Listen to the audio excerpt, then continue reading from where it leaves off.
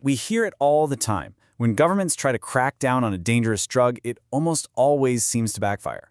But what if I told you about a time when it didn't? A time when restricting a powerful opioid actually worked and ended up saving thousands of lives. The story usually goes like this, right?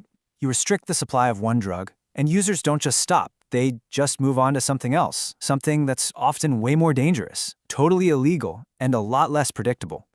And the classic example, the one everyone points to, is what happened with OxyContin back in 2010. They changed the formula to make the pills harder to abuse. A good idea on paper, but what happened in reality? Well, people who were dependent on it didn't just quit. Nope, a lot of them switched to the next best thing, heroin. And overdose deaths just went through the roof. It's the story we all know, a total disaster. But is that really the whole story? Is that kind of tragic outcome just inevitable? Well, today, we're going to dig into a case that completely flips that script on its head. To get to the bottom of this, we have to rewind the clock to the early 2000s. There was this huge opioid crisis going on, but inside of that crisis was another, forgotten epidemic, and that was the methadone overdose crisis. I mean, just look at that number. The scale of this was absolutely mind-blowing. A 617% increase in deaths in less than a decade. This wasn't some small problem. It was a 5-alarm fire.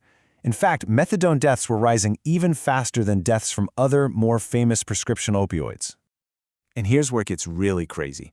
According to the CDC, methadone made up less than 2% of all opioid prescriptions. 2%! Yet it was involved in 30% of all prescription opioid overdose deaths. It was punching way, way above its weight class in the most tragic way possible.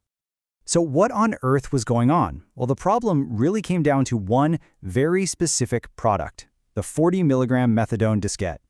To give you a sense of just how powerful this thing was, a single diskette was the equivalent of 320 milligrams of morphine. That's more than double the power of the strongest OxyContin pill you could get. This stuff was unbelievably potent. So, this brings us to the policy response.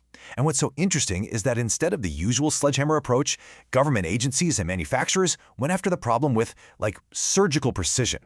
So here's the deal with this 40 milligram diskette. It was officially approved for one thing, treating opioid addiction in super-regulated clinics. But because it was cheap, doctors started prescribing it off-label for pain. And they were sending patients to just regular old pharmacies to pick up these incredibly high doses, often without anyone really understanding the massive risk involved.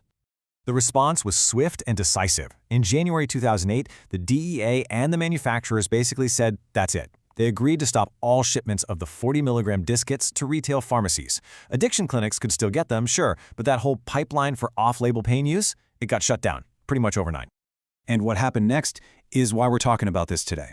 Because unlike the OxyContin story, this intervention didn't create a new, worse crisis. It actually worked. The impact was immediate and it was huge.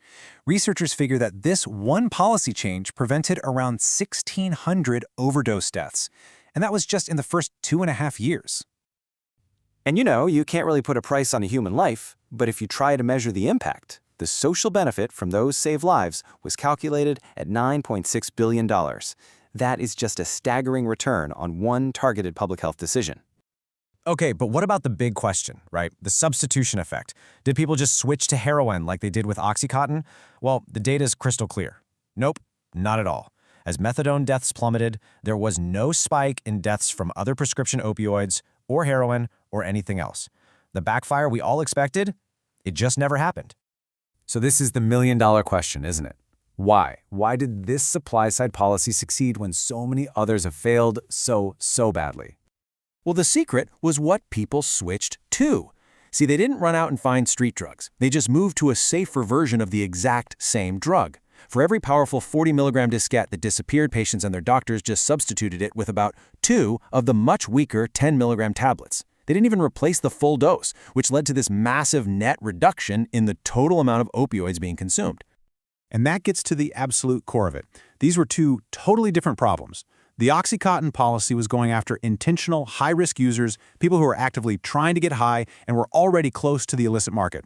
But the methadone policy, it was aimed at patients who are often accidentally misusing a legal drug simply because the only version available to them was just way too strong.